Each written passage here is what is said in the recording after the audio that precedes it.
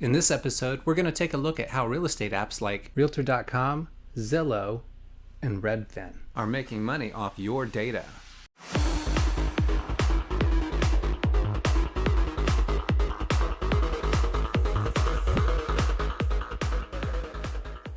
Now, there are dozens of real estate apps out there where you can search for homes for sale, but arguably the top three are Zillow, Realtor.com, and Redfin. If you have a favorite real estate app that I have not mentioned, please leave it in the comments below. All right, let's jump right into it with Realtor.com. I'm just going to search whole state level so you can see which ones are better at doing a wider area. So we're going to go with Alabama. I'm going to search Alabama. We see 32,091 properties come up from Realtor.com as some form of existing on their server. Now, Realtor.com by default will not hide properties that are in contract. So if you go up to the listing status button first and foremost, and then go down to hide pending contingent, that'll help you look at properties that are currently actively for sale according to Realtor.com. Hide pending, click done. That 32,000 goes down to 25,015 properties. Now we also have not selected what type of property type, any type of price range, the amount of bedrooms or baths, or any of the additional filters which you can add simply by going to the More Filters button. What I like about the More Filters button is that where you'll find the home size for square footage, lot size, home age, that type of thing. Now this is all reliant on that data being correctly entered by the listing agent when they enter that information, and some multiple listing service databases do not have the same parameters as what's available on Realtor.com. An example of that would be under lot views.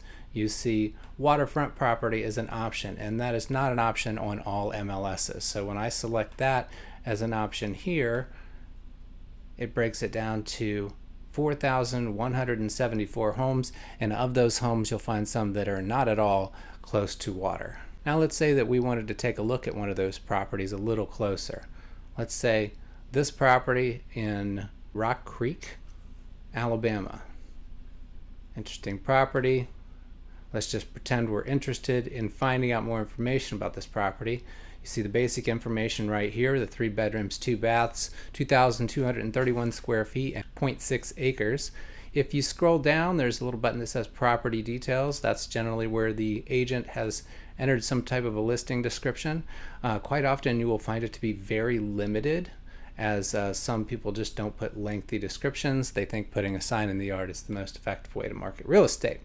And then we have some other options down here, including the property history and what your potential monthly payment could be for the property, other types of calculators, and the like. But let's say we just wanted to find out more information and it's not provided in this listing, and we would like to contact someone about it. There's a little button down here that says email the agent, or it says email agent, and then it pulls up this form.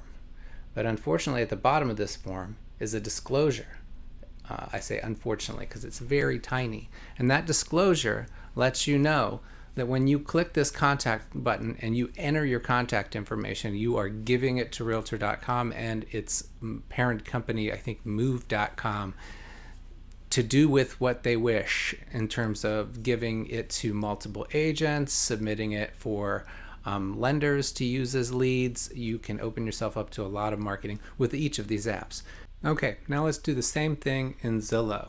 So we're on Zillow's page, we've typed in Alabama, now we're going to search.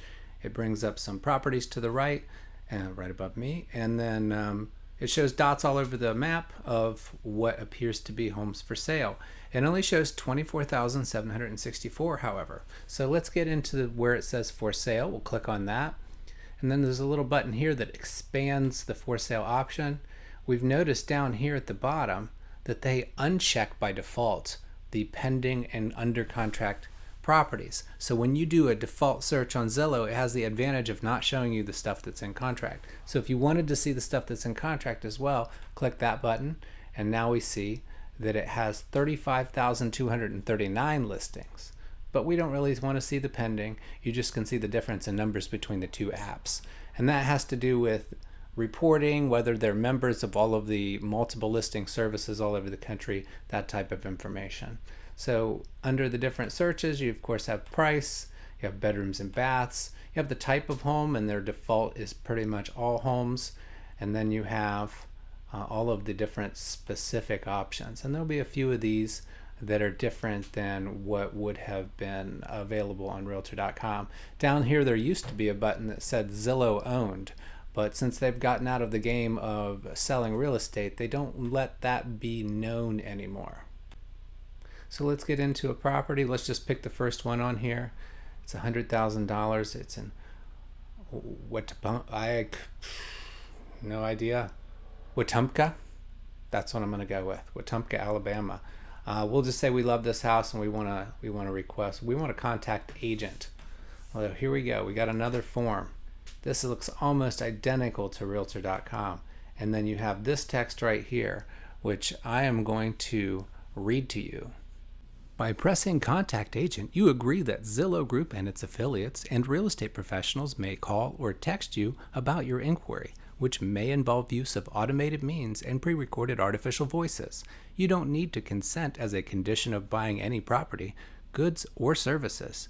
Message and data rates may apply. You also agree to our terms of use. Zillow does not endorse any real estate professionals. We may share information about your recent and future site activity with your agent to help them understand what you're looking for in a home. All right, now let's do the same thing with Redfin. We're going to search Alabama. The search button. Yes, Alabama, USA. It pulls up the state. It does not pull up any properties. You have some content on the side here which shows some different cities to choose from. And at the top it shows there are 17,156 properties, which is considerably less than Zillow and Realtor.com. And that's because Redfin does not show properties in an area where they don't have a contract signed with a partner real estate agent to show you those properties. And that's because Redfin makes money from that agent as a referral fee for anything that they sell. All right, so let's take a look down here. Let's just pick a county and see if it shows us on a county level. All right, now we have some properties. And at the top you have for sale, which is just going to show active. That's where you have the under contract button, and it defaults to showing you only active properties, similar to how Zillow operated.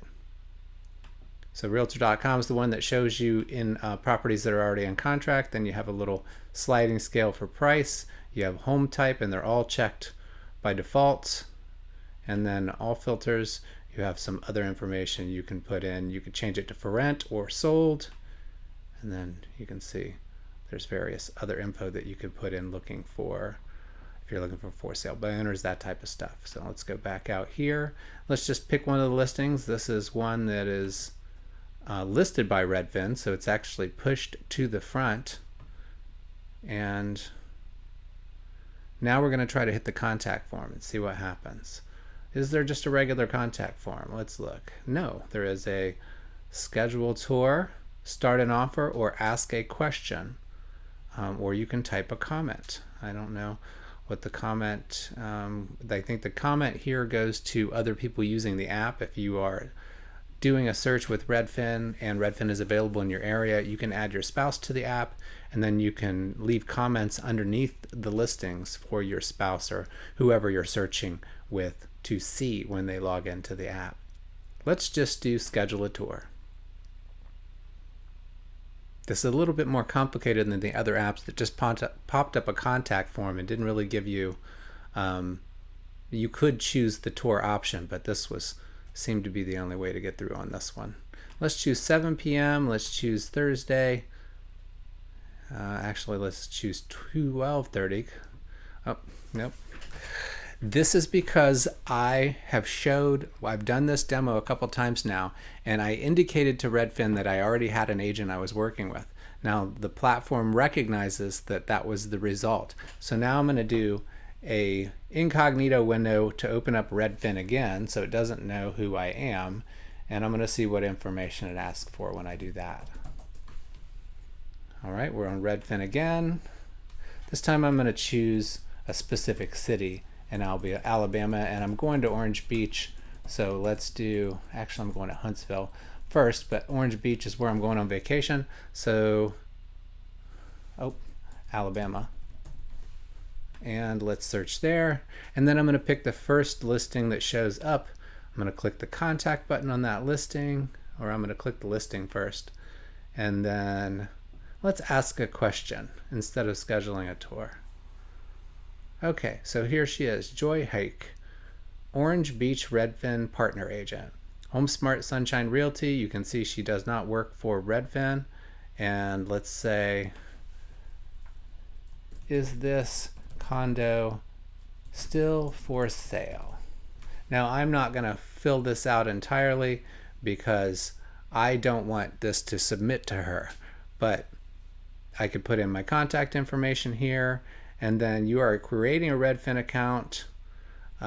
So you actually have to go through account creation process before you can even see the disclosure.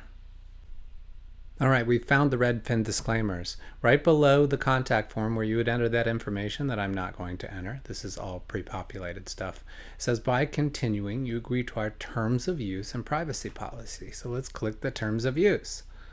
Oh my goodness, this is extremely more than anybody else put. Who's going to read through this before clicking the contact form? Now, let's say that we already had an agent. Yeah, have you committed and signed an agreement to work with your agent? Yes. Let's just say no, we want to see the property. Are you open to switching agents? Yes, I'm open to switching. So basically it has this little form like, hey, this is how we're keeping ourselves out of trouble if someone already has an agent. Yes, I'm open to switching.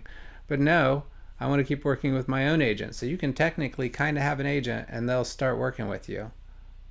Oh, you got to verify your phone number. So we don't have that actual phone number, but there's everything to do with filling out the contact form on Redfin.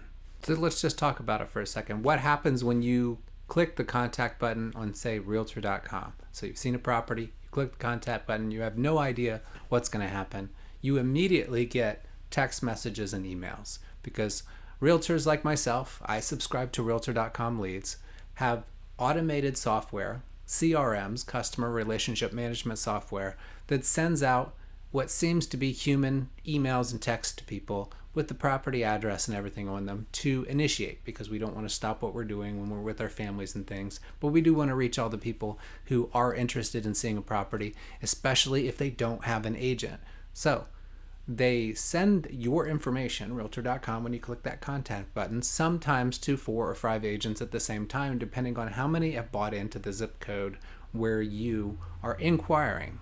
So those people send automated texts. Some of them manually call, and some of them have teams call. Like they either pay a service to call you or they have something set up where an auto call goes out to you right away. It is taught within the real estate industry that we are to as quickly call on the phone or text each person who contacts us through one of those forms as quickly as possible in order to capture them as potential leads and put them into our real estate software and start sending them properties and the likes. This is the same with all different lead sources. The goal is to get their contact information in, to begin a conversation with them, and then try to capture them as a client. So let's talk about Zillow. Zillow is a little bit different. Zillow actually has a few different ways that they take that information and distribute it. One of the ways is through charging people. For Realtor.com, they charge you a monthly fee for the most part. Some markets they may be a little different, but for Zillow, they charge a monthly fee to receive a specified amount of leads or contacts from contact forms on the app, but then they also do it differently. They can either charge you a monthly fee or they can take a percentage of the commission for anything that you close.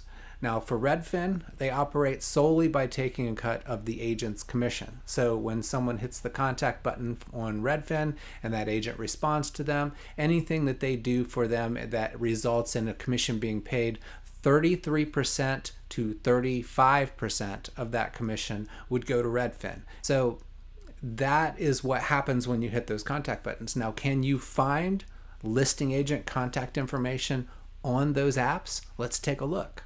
But first, before we take a look, let's answer a question I've gotten from real estate professionals. Do you want them to reach the listing agent? Absolutely. If there's a simple question that a consumer has about a property that could be easily answered by the listing agent, I have no problem with someone reaching out to the listing agent directly to ask that question. Where I do find fault, and this is completely my opinion, is when someone reaches out to a listing agent, the listing agent prefers that client to also represent, which is called dual agency, and then they become an agent for both the seller and the buyer at the same time. And I don't believe it's possible for one agent to advocate in the best interest of two opposing parties at the same time. In some states, it's dual agency is illegal. But when the listing agent provides basic information to the buyer and then the buyer goes out and seeks either their own agent or uses an agent that they get as a buyer's agent exclusively, I don't think there's a problem. Realtor.com shows the listing agent contact information in a couple different places. First, you see their name and their company right here. It also shows the information further down the page right here. Zillow makes things a little bit more difficult to find the listing agent. They kind of tuck it in there. So let's pick this listing. Let's take a look at it. And one quick glance down through all this stuff, I don't see the listing agent's info anywhere to speak of. But what I've learned, and I actually had to Google it, look a YouTube video up to find it, is it's barely right under overview. So scroll down just and it skips you right past it if you're using your mouse to go. Listed by Tony Thompson, Remax Realty Professionals. Here's what's missing from Tony Thompson's contact information, any contact information. So what do you do if you really want to reach out to the listing agent? You just literally have to Google Tony Thompson, Remax Professionals, and find his website and get his contact information that way. All right, now let's try it with Redfin. We have a listing here that I've pulled up in Trussellville, Alabama. We'll scroll down and the listing agent right away appears under About This Home. It's a little more prominent, but there's, again, no contact information, so you would have to Google this person in order to find out how to contact them directly. There you have it. There's a breakdown of how each real estate app that's most popular works and how they get your information and make money off of it.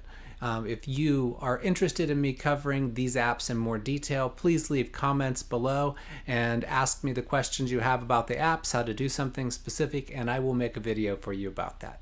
Hey, thanks for checking out another episode. I am Matt Ward, the Offbeat Agent. Make sure you hit the notification bell so that you can find out when there's a new video up. I try to put stuff out like every couple weeks, and I appreciate any comments, likes, or shares this video gets, and I hope to see you next time.